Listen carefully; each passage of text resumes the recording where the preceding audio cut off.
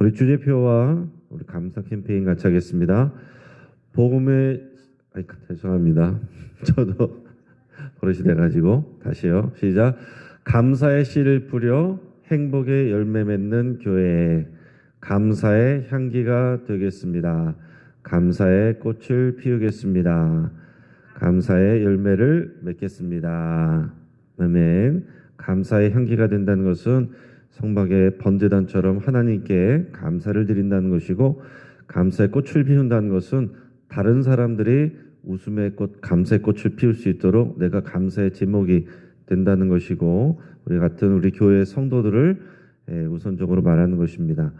그리고 감사의 열매를 맺는다는 것은 교회 밖에 사람들에게 우리가 섬김을 통해서 또 그들에게 또 생명의 열매를 맺는다는 그런 다짐인데, 여러분께서 늘 기억하면서 고백하실 수 있길 바랍니다. 우리 묵상 말씀 11에서 11장 6절 우리 세 번 같이 하겠습니다. 믿음이 없이는 하나님을 기쁘시게 하지 못하나니 하나님께 나아가는 자는 반드시 그가 계신 것과 또한 그가 자기를 찾는 자들에게 상 주시는 이심을 믿어야 할지니라. 믿음이 없이는 하나님을 기쁘시게 하지 못하나니 하나님께 나아가는 자는 반드시 그가 계신 것과 또한 그가 자기를 찾는 자들에게 상 주시는 이심을 믿어야 할지니라. 믿음이 없이는 하나님을 기쁘시게 하지 못하나니 하나님께 나아가는 자는 반드시 그가 계신 것과 또한 그가 자기를 찾는 자들에게 상 주시는 이심을 믿어야 할지니라. 아멘. 하나님께서 오늘 우리에게 주시는 말씀은 신명기 2장 26절에서 37절까지 말씀입니다. 자, 오늘 본문을 통해서 순종하면 하나님이 하신다 라는 제목으로 말씀의 은혜를 같이 나누겠습니다. 오늘 집에서 애기 엄마가 주둥이가 좁은 병에다가 맛있는 쿠키들을 넣어놨습니다. 그리고 이제 어린 자녀에게 규칙을 알려줬어요. 한 번에 하나씩만 꺼내서 먹어야 된다. 욕심내면 안 된다. 그렇게 얘기를 했습니다. 근데 엄마가 없을 때 이 어린아이가 병 속으로 손을 집어넣습니다. 분명히 엄마가 하나씩만 꺼내라고 그랬는데 아이는 많이 먹고 싶은 욕심에 쿠키를 손에 가득 쥐었습니다. 그 상태로 손을 빼려고 하니까 어떻게 돼요? 병 주둥이에 손이 걸려가지고 빠지지가 않습니다. 아이가 손에 힘을 주면 줄수록 병 주둥이에 손이 끼어가지고 손이 아파옵니다. 그러니까 아이가 화가 나가지고 나중에는 속상해서 막 엉엉 웁니다. 그 울음소리를 듣고 달려온 엄마가 이것을 보면서 아이에게 손을 펴라 그랬습니다. 네가 손을 펴야 된다. 하지만 아이가 고집을 부리면서 그 손을 펴질 않아요. 그러면서 계속 웁니다. 엄마가 또 말합니다. 네가 손을 펴서 손에 들고 있는 것을 내려놔야 네 손이 빠져. 그래야 네가 그 다음에 쿠키들을 꺼낼 수 있는 거야. 엄마가 잘 설명했지만 아이가 한참 동안 고집을 부리면서 울기만 했습니다. 그러고 나서 한참 시간이 지나고 나서야 아이는 드디어 포기를 하고 손에 든 쿠키들을 놨습니다. 그런 후에야 손을 뺄 수가 있었습니다. 그리고는 엄마 말대로 쿠키를 하나씩 빼서 자기가 먹고 싶은 만큼 먹을 수 있었습니다. 여러분, 때로 하나님 앞에서 우리들의 모습이 이렇습니다. 자, 우리가 하나님의 말씀대로 순종하였으면 피할 수 있었던 어려움과 위기들을 우리의 욕심 때문에 자초하는 때가 많다라는 얘기예요. 많은 경우에 보면 우리들이 피할 수 있었던 그런 어려움을 겪고 나서야 우리 욕심으로 인한 그런 어려움들을 다 겪고 나서야 하나님의 말씀이 들리기 시작하고 하나님의 말씀에 순종하기 시작합니다. 근데 그렇게 막상 하나님의 말씀에 순종하면 우리가 더 많은 시간이 걸리는 것 같고 손해보는 것 같지만 생각하지 못했던, 내가 노력하지 않았던 그런 유익들도 생겨나게 됩니다. 우리 신앙생활에서 여러분 곰곰이 생각해 보시면 그런 일들이 종종 있어요. 자, 오늘 본문에서 이스라엘 백성이 그런 교훈을 체험하고 있습니다. 하나님께 불순종했을 때 그들은 열심을 내면 낼수록 손해를 받습니다. 올라가지 마라. 내가 너와 함께하지 않을 것이다. 그런데 38년 전에 그들이 무기를 가지고 경솔히 그 가데스 바네에서 산지로 올라갔다가 거기에 있는 아모리 족속에게 크게 패했습니다. 그리고는 하나님의 말씀대로 결국 다시 광야로 들어가게 됐습니다. 그리고 38년을 지냈습니다. 출애굽 1세대는 다 죽고 이제 그곳에서 훈련받은 출애굽 2세대가 지금 제2의 기회를 받아서 다시 가나안 땅으로 올라가고자 합니다. 자, 근데 이 출애굽 2세대는 부모 세대와 달리 하나님의 말씀에 토달지 않고 잘 순종합니다. 그러자 예상하지 못했던 유익들이 생깁니다. 그래서 오늘 본문을 통해서 우리는 작은 순종이 하나님의 큰 역사로 이어진다라는 것을 우리가 배우게 되는 거예요. 자, 하나님께서 이제 새로운 명령을 내리셨는데 하나님께서 이스라엘 백성에게 약속하신 땅은 요단강 서쪽편입니다. 요단강 서쪽편에 그 지금의 가나안 땅, 지금의 이제 팔레스타인 땅이죠. 옛날에는 가나안 땅이라고 불렸고 지금의 한참 분쟁이 일어나고 있는 이 팔레스타인 땅입니다. 이 요단강 동편은 지금의 요르단 지역이고 하나님께서 그들에게 약속하지 않았습니다. 근데 38년 전과 달리 하나님께서는 경로를 바꿔서 인도하십니다. 38년 전에는 이 가나안 땅 밑에 가데스 바네에서 위쪽으로 올라가게 하셨는데 지금은 삥 돌아서 우회하여서 요단강 동편으로 가서 여기서 요단강을 건너 서편으로 들어가게 하신다라는 얘기예요. 경로를 바꿨습니다. 그 경로 바꾼 중에 에돔이 있고 모압이 있고 암몬이 있습니다. 하나님은 그들과 절대로 싸우지 말라 그랬습니다. 그들의 땅은 하나님께서 그들에게 준 것이니까 그 땅을 너희가 차지할 수 없다. 그냥 지나가라 그랬습니다. 자, 인간적으로는 어떻겠어요? 그 땅을 욕심낼 수도 있습니다. 그 땅을 차지하고 싶을 수 있습니다. 힘으로 제압하고 싶을 수 있습니다. 그래도 이스라엘 백성은 토달지 않고 하나님의 말씀에 그대로 순종을 했습니다. 그러자 하나님께서 생각하지 않았던 그 땅을 주시겠다고 약속을 합니다. 오늘 본문 바로 앞에 24절 같이 읽어보겠습니다. 너희는 일어나 행진하여 아르논 골짜기를 건너라. 내가 헤스본 왕 아모리 사람 시온과 그의 땅을 내 손에 넘겼은즉 이제 더불어 싸워서 그 땅을 차지하라. 아멘. 자, 아모리 족속 사람들은 아마 넓은 지역에 퍼져 살았던 것 같습니다.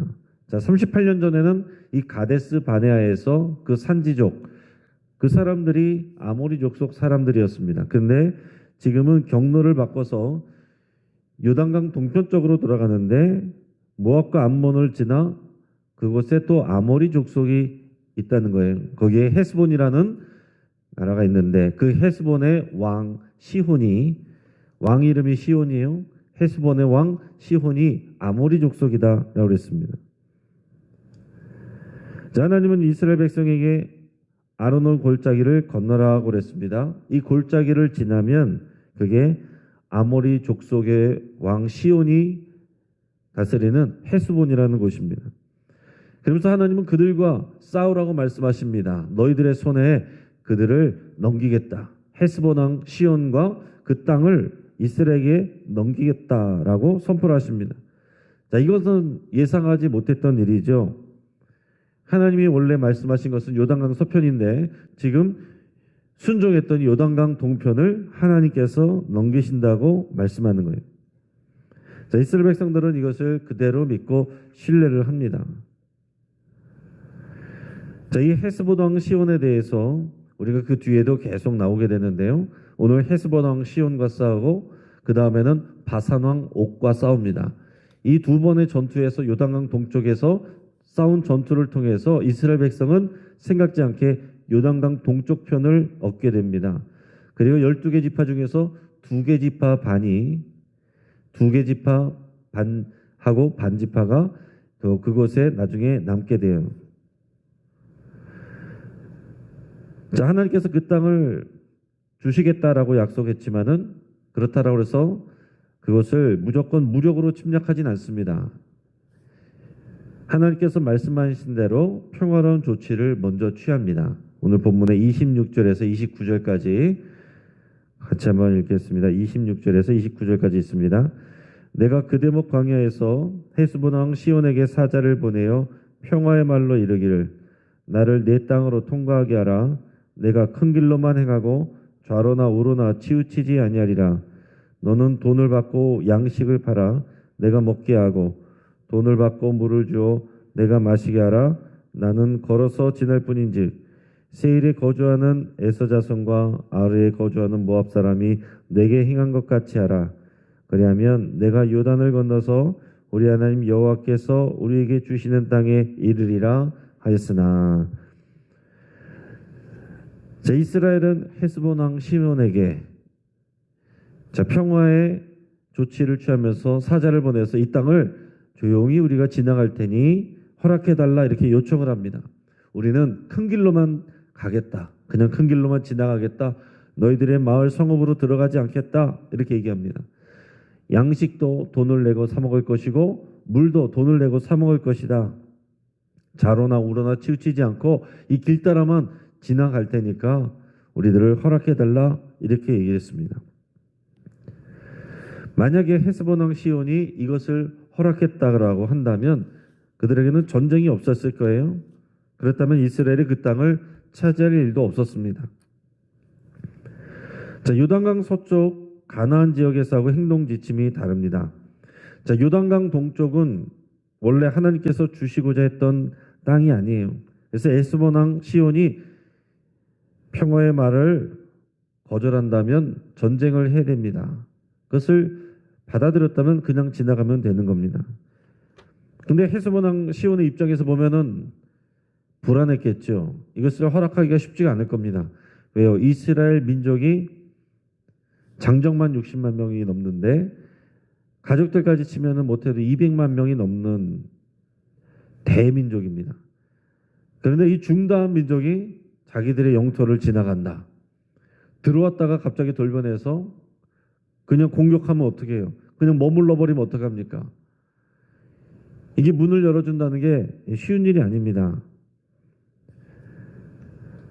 이미 영토 안으로 들어온 다음에는 처리하기가 어려운 거죠. 이런 인간적인 생각 때문에 헤스본 왕 시온은 이 평화 제안을 거절합니다. 그리고서 먼저 이스라엘을 공격해요. 30절에서 32절까지 말씀을 같이 읽겠습니다. 헤스본 왕 시온이 우리가 통과하기를 허락하지 아니하였으니 이는 내 하나님 여호와께서 그를 내 손에 넘기시려고 그의 성품을 완강하게 하셨고 그의 마음을 완고하게 하셨음이 오늘날과 같으니라. 그때 여호와께서 내게 이르시되 내가 이제 시온과 그의 땅을 내게 넘기노니 너는 이제부터 그의 땅을 차지하여 기업으로 삼으라 하시더니 시온이 그의 모든 백성을 거느리고 나와서 우리를 대적하여 야하스에서 싸울 때에. 아멘. 자, 헤스본 왕 시온이 이스라엘의 제안을 거절했습니다. 이제 거절하니까 전쟁의 명분이 생긴 거예요.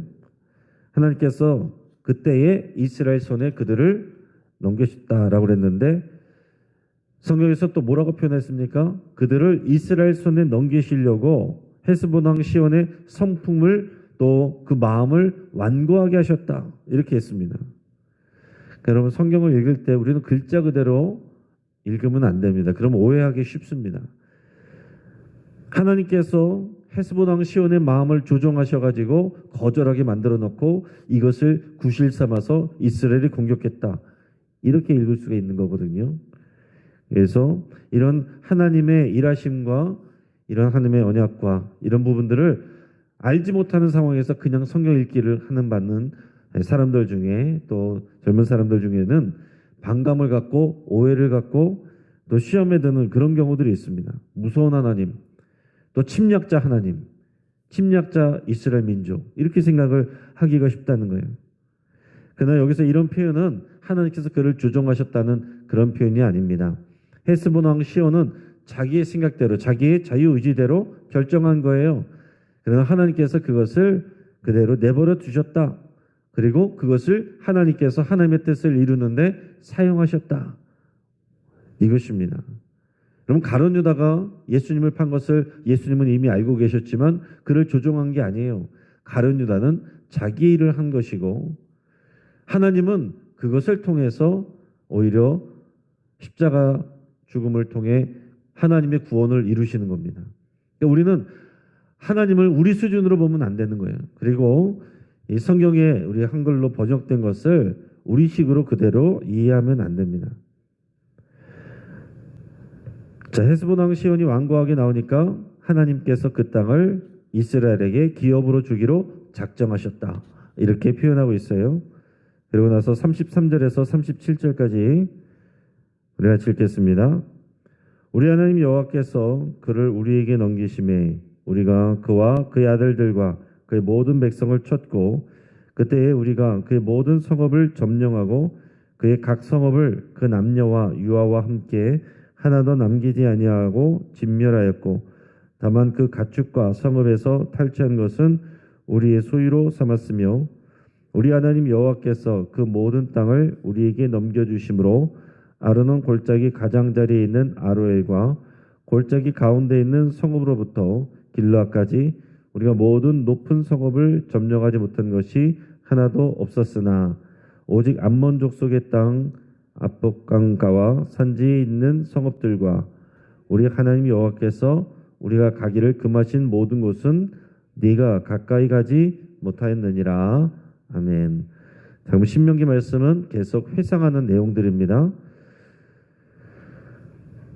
자, 오늘 이 본문을 통해서 보면 전쟁은 사람들이 하지만 그 결과는 여호와 하나님께서 결정하시고 그 승리를 주신다는 것을 우리가 알 수 있습니다. 자, 헤스본 왕이 먼저 나와서 모든 백성을 거느리고 나와서 이스라엘을 공격했습니다. 이스라엘과 싸우게 됐습니다. 어쩔 수 없이 이스라엘은 그들과 전투를 벌여요. 그러나 하나님께서 결정하셨기 때문에 결과를 결정하셨습니다. 이 땅을 이스라엘에 주기로 결정하셨기 때문에 이스라엘이 승리합니다.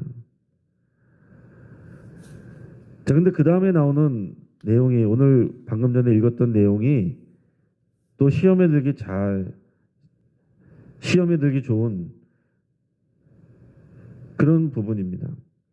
자, 이렇게 싸움을 하게 됐는데 이스라엘이 시온에 속한 모든 성읍을 점령하고 그 다음에 남녀와 유아도 모두 진멸하였다. 이렇게 표현하고 있습니다.